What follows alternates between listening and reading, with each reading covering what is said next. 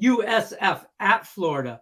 Florida's a pretty heavy favorite here, -24. Over under is at 60. We got a new Caesar Sportsbook promo for us here on the Power Hour, up to $1,250 risk-free on your first bet. All you got to do is use the promo code MORNINGFUL. That'll get you right there. Get you into $1,250. Use the link in the description of the video. You click on it. Boom, pang, pow, get you right signed up. Before you break down this game, I got to remind everybody about Craig's Week Pass is only $99 as well. Picksandparlays.net/Craig. This is value. Value, value, value.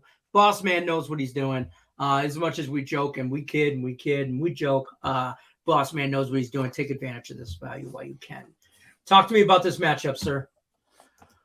Well, the Florida Gators team is kind of they've had 2 games with tons of action as far as the huge public games. First game, that late matchup, if you remember, against Utah, Anthony Richardson. Everybody after that game, they upset number 5, 6, 7, whatever Utah was at the time, in the Swamp.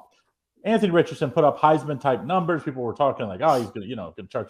And then week 2, they came crashing down to earth. He played terrible. Florida played terrible, facing a very good Kentucky team. Kentucky dominated them, winning very easily, even easier than what the really final score showed.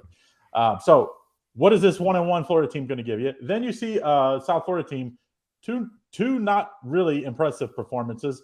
Got absolutely demolished 50-21 at home against BYU. And then they do win 42-20 last week against Howard. But I mean, they only were us plus 6 yards in that game. So yes, they got some turnovers and things that made the game look a little farther out. But this Florida team has a huge edge in this game. Now, Florida has a much tougher schedule looking ahead. So is this a look-pass spot for Florida after 2 really tough games? That's why I'm probably staying away from the line here. I would most likely take USF in the first half if I was going to play the side in this game, because I think Florida could play a little lackadaisical, and I allow South Florida to stay in this game early. So I would play first half South Florida. But my play is on the over in this game. And the reason why, I mean, BYU did whatever they wanted. And that BYU offense is talented. They have a very good offensive line, good pass rush, or good pass and play action pass offense, and they can run the ball. But 50 points? I mean, you gave up 50. I mean, Anthony Richardson could be back on the Heisman train if he puts up 50 this week. And I think you take the over here. I don't think they get 50. I think they get in the 40s. I thought 46, 47. If Florida gets us 44, 47, we're going to make this over here. So I like the over 60 in this one. Anthony Richardson has to have a bounce-back performance. He was very inconsistent last year. Definitely was inconsistent last week against Kentucky. I think against a bad defense of South Florida, it'll be much better this week.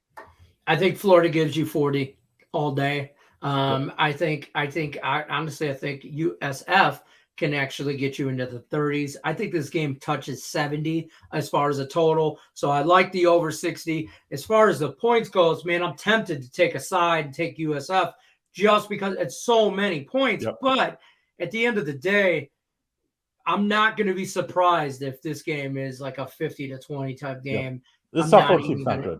They're not going to be 500 at the end of the year, even though they have after this, somewhat easy schedule. Somewhat, right.